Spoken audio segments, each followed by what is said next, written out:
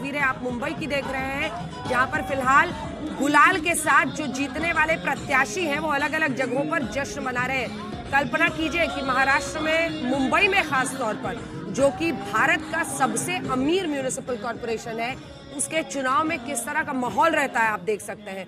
BJP plus जो कि 69 सीटों पर आगे है, वहां पर 27 सीटों पर ठाकरे बंधु कम शरद पवार, 4 सीटों पर कांग्रेस पार्टी चल रही है। नागपुर में एक तरफा बीजेपी प्लस, पुणे में एक तरफा, ठाणे में अभी एक तरफा ही दिख रहा है। ऐसा ही संभाजी नगर में भी अगर आप देखिए तो बीजेपी 18 और 11 शिवसेना का, तो वो भी वहां पर एडवांटेजेस पोजीशन में है, हालांकि आपस में ही मुकाबला कर रहे हैं। ऐसे ही आप देखिए नासिक, जहां पर 14 पर वो है और 9 सीटों पर एमवीए है, महाविकास अघाड़ी। संभाजी नगर में, जैसा हमने आपको बोला, थोड़ा डिवाइडेड टाइप का है मामला, क्योंकि 18 बीजेपी के खिलाफ लड़ रहे हैं और सभी पार्टियां अपने अपने बलबूते पर अलग अलग चुनाव लड़ रही है। वहां पर कोई खास गठबंधन है नहीं, लेकिन 18 बीजेपी, शिवसेना 11 पर, शिवसेना यूबीटी 7 पर, एमआईएम भी वहां पर 4-5 सीटों पर, एमआईएम भी वहां पर फिलहाल आगे चल रही है।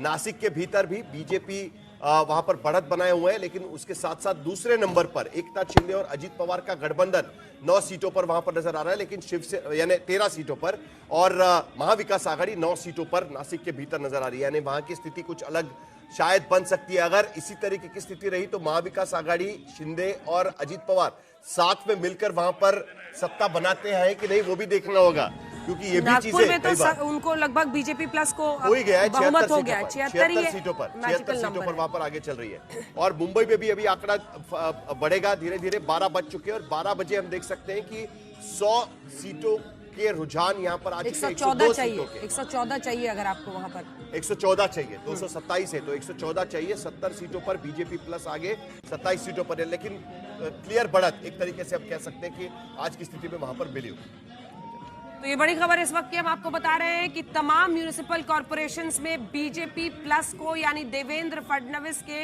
नेतृत्व में जो ये महायुति है एकनाथ शिंदे के साथ, उसको साफ बढ़त मिलती हुई दिखाई दे रही है। जहां नागपुर में तो उनको क्लियर मैंडेट मिलता हुआ दिख रहा है रुझानों में, वहीं बीएमसी चुनाव में नवाब मलिक के भाई हार गए हैं। नवाब मलिक के भाई हार गए, कप्तान मलिक वहां पर हार चुके हैं और वहां पर कांग्रेस पार्टी जीती है। उस वार्ड में कांग्रेस पार्टी जीती हुई वहां पर नजर आ रही है। नवाब मलिक के भाई कप्तान मलिक वहां पर कुछ ही वोटों से आ रहे हैं, लेकिन उनको हार का सामना करना पड़ा। नवाब मलिक को इंतजार था कि शायद वो वहां पर जीतेंगे। कांग्रेस के अशरफ आजमी वहां से जीत गए हैं। 165 नंबर ये वार्ड है और वहां पर कांग्रेस के उम्मीदवार। बहुत इंटरेस्टिंग है ये सब, जब यहाँ रिजल्ट आ रहा है 78 का आंकड़ा, बहुमत के आंकड़े के पार नागपुर में जाती हुई बीजेपी दिख रही है, तो अभी अभी जो राष्ट्रीय चुनाव अधिकारी हैं उनकी तरफ से आधिकारिक रूप से जो पार्टी को अपना पर्चा भरना होता है, उन्होंने कहा है कि इसी क्रम में आज मैं राष्ट्रीय अध्यक्ष के निर्वाचन प्रक्रिया की आधिकारिक घोषणा करता हूं। भारतीय जनता पार्टी राष्ट्रीय अध्यक्ष निर्वाचन कार्यक्रम निम्नलिखित समय सारणी अनुसार राष्ट्रीय कार्यकाल में जो दफ्तर है उसमें देना होगा। नामांकन की प्रक्रिया के लिए 2 बजे से 4 बजे तक का वक्त 19 जनवरी का, नितिन नवीन और उसके बाद 20 जनवरी को, 20 जनवरी को नितिन नवीन 3-4 लोग तो फॉर्म भरेंगे, अच्छा चुनाव होगा। हाँ, और नितिन नवीन पे तो पहले ही मोहर लग गई, जैसे कांग्रेस में हुआ। आपको अच्छा नहीं लग रहा है क्या? नितिन नवीन यंग आदमी जुड़ रहा है, बन रहा है। आप चुनाव का ऐलान कर रहे हैं तो कम से कम 2-3 लोग चुनाव का ऐलान किया जा रहा है। सेंचुरी हो चुकी है रुझानों में, बीजेपी की हाफ सेंचुरी पुणे के भीतर हो चुकी है। 59 सीटों के रुझानों में बीजेपी 52 सीटों पर आगे, यानी शरद पवार, अजीत पवार साथ में आने के बावजूद फैमिली पर क्या है ये साहिल? नहीं, पुणे में तो उनको पूरी तरीके से उनको पलट दिया एक तरीके से। अजीत पवार ने आखिरी कोशिश की थी कि पवार कुनबा एक बार फिर साथ में, आप एक चुनाव अलग लड़ेंगे, फिर एक चुनाव साथ आएंगे, मतलब माना जा रहा था कि अब दोनों पार्टियां साथ में ही आ जाए इस चुनाव के बाद में, लेकिन होता हुआ नजर नहीं आ रहा है। एनसीपी कांग्रेस मिलकर 8 सीटों पर वहां पर आगे चल रही है, लेकिन पुणे में बीजेपी की हाफ सेंचुरी पूरी हो चुकी है। लगता है कि अब बीजेपी की सत्ता पुणे में भी आ सकती है, जिस तरीके से बीजेपी आगे बढ़ रही है।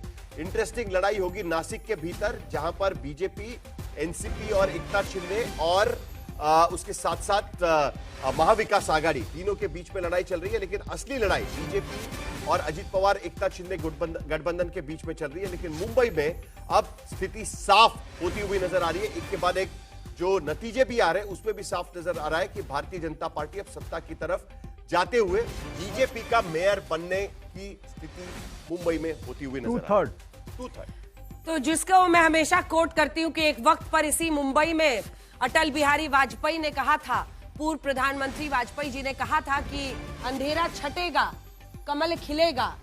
उसमें मशाल की जो रोशनी है वो मध्यम होती चली जा रही है और ऐसा प्रतीत होता है कि जो आज तक बीजेपी का मेयर कभी मुंबई में बना नहीं, हो सकता है कि वो मुंबई का मेयर अब बीजेपी का बन जाए।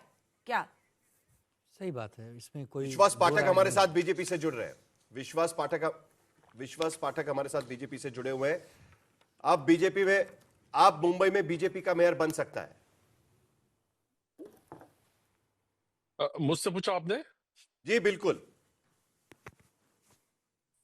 हाँ बिल्कुल, बीजेपी का महायुति का मेयर मुंबई में पहले बार बनने जा रहा है और ये हम शुरू से कह रहे हैं कि हम कंफर्टेबल मार्जिन के साथ में मुंबई में हमारा मेयर बना रहे हैं।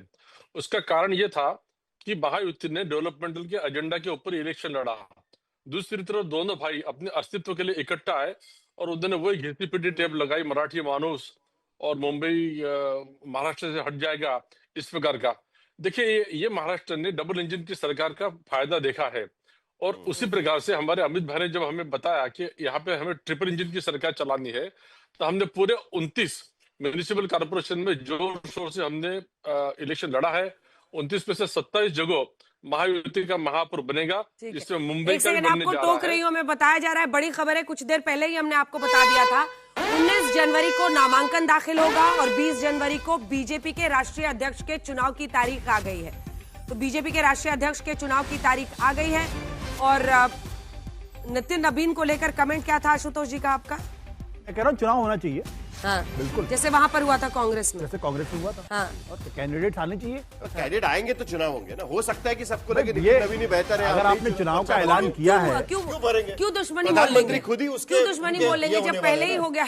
सवाल दुश्मनी का नहीं है, सवाल ये कि एक जो स्वस्थ परंपरा होती है लोकतंत्र के अंदर की चुनाव होने चाहिए। अब शशि थरूर लड़े थे ना, उनको कितने वोट आए?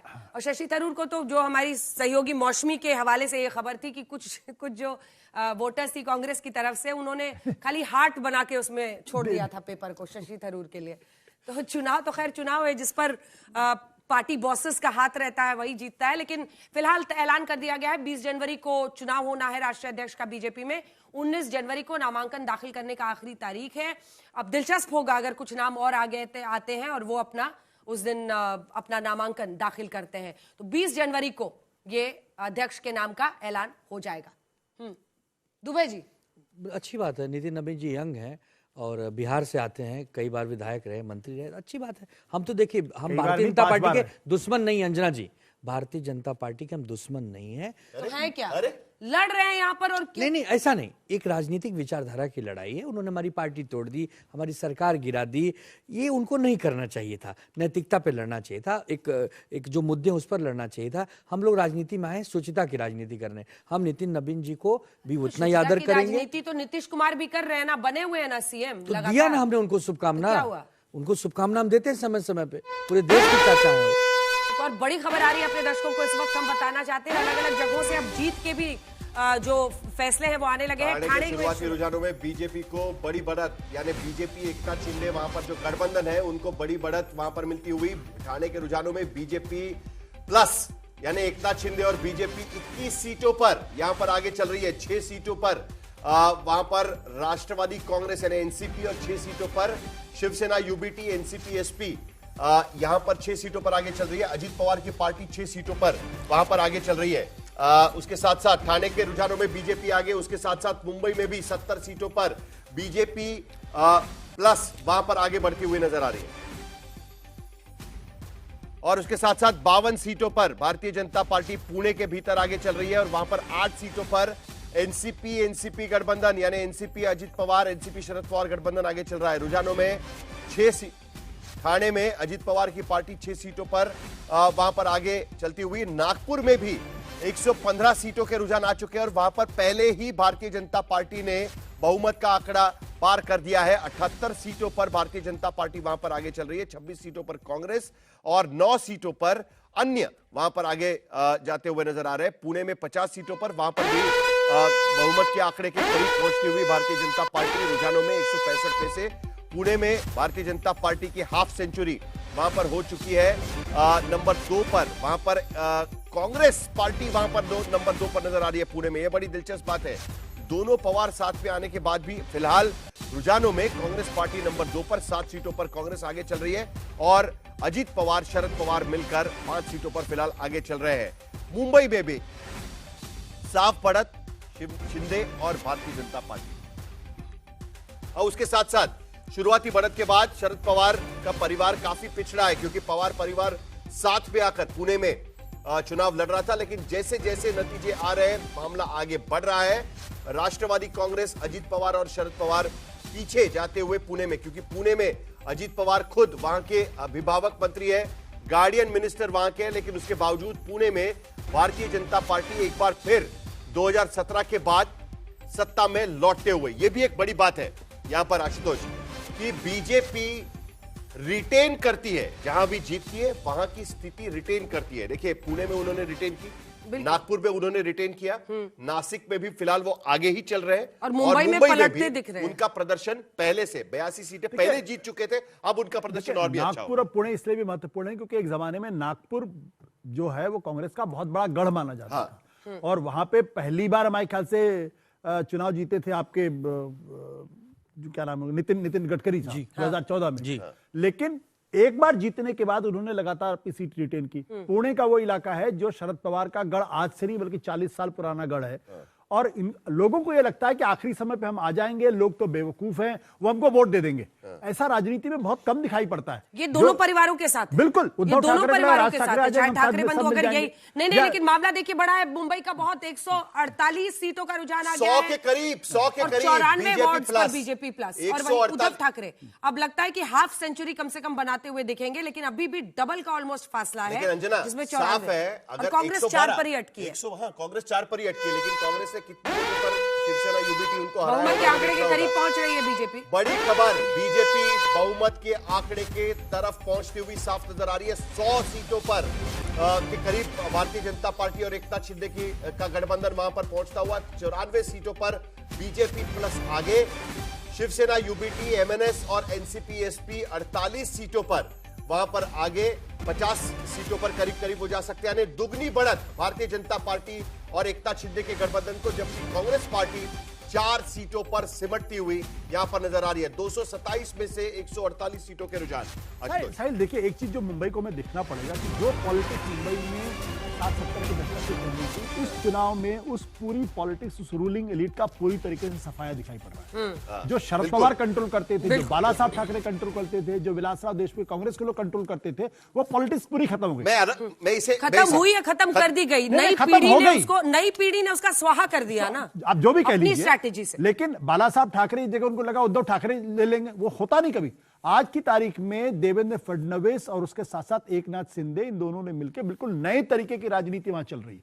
वो जो पुरानी राजनीति के मैं बोलूंगा उसके बाद लोग हमको वोट दे देंगे, वो पॉलिटिक्स खत्म हो चुकी है। बिल्कुल सही कह रहे हैं आप। मैं आपको वही कहने की कोशिश कर रहा हूं कि देखिए, आपको अपनी पॉलिटिक्स को रिविजिट करना पड़ता है। भारतीय जनता पार्टी ने गोपीनाथ मुंडे, प्रमोद महाजन की पॉलिटिक्स नहीं की महाराष्ट्र के भीतर, वो अलग पॉलिटिक्स थी, वो अलग पॉलिटिक्स थी। देवेंद्र फडणवीस ने अपनी पॉलिटिक्स लाई और उसका फायदा यहां पर हो रहा है। एक बार जो ये गुलाल वाली तस्वीरें थी दिखाइए, क्योंकि अब जानकारी आ गई है। मुंबई में जो ये नवनाथ बन पत्रकार थे, वो बीजेपी से जीते हैं, उसी की खुशी है। गुलाल और बड़ी इंटरेस्टिंग बात है, नवनाथ बन जहां से सीट पर लड़ रहे थे, वहां पर 135 नंबर वार्ड सिर्फ 2000 वोट पड़े थे। 2017 में मानकुंड का इलाका, सिर्फ 2017 में बीजेपी को वहां पर सिर्फ 2000 वोट थे।